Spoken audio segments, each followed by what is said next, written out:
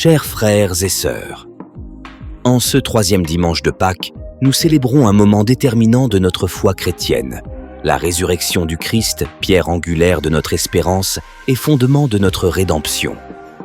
Les lectures d'aujourd'hui nous invitent à réfléchir sur la continuité profonde entre l'Ancien et le Nouveau Testament, mettant en lumière le dessein salvifique de Dieu à travers les âges.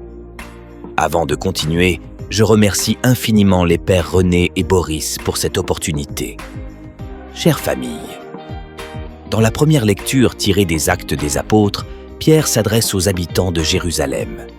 Il leur rappelle leur rôle dans la mort de Jésus, qu'il nomme l'auteur de la vie, soulignant ainsi la gravité de leur acte, mais aussi la puissance divine qu'il a ressuscité. Ce discours de Pierre n'est pas seulement un appel à la repentance, mais une révélation de la miséricorde infinie de Dieu. Même ceux qui ont participé à la mort de Jésus sont invités à la conversion pour recevoir le pardon. La deuxième lecture, issue de la première lettre de Jean, étend cette invitation au pardon à l'ensemble de l'humanité. Jean développe une théologie de l'expiation, affirmant que Jésus-Christ est la victime propitiatoire non seulement pour nos péchés, mais aussi pour ceux du monde entier. Cela renforce l'idée d'une rédemption universelle, accessible à tous, sans distinction. L'Évangile, selon saint Luc, nous montre Jésus ressuscité apparaissant à ses disciples. Ce récit est chargé d'émotion mais aussi de théologie.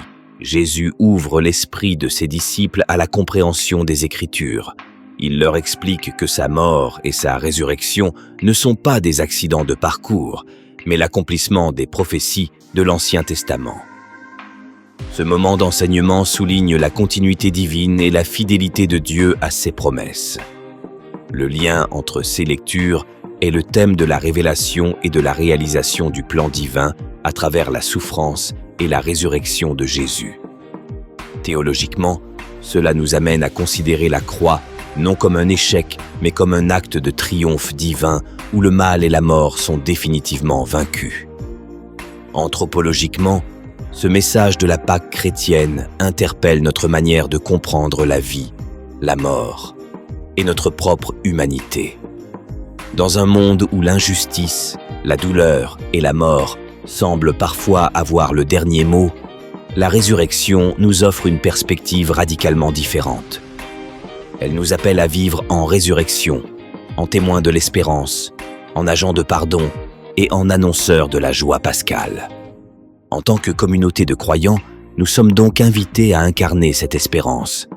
La foi en la résurrection doit transformer notre manière de vivre au quotidien, de nous engager dans nos communautés et de répondre aux défis de notre temps.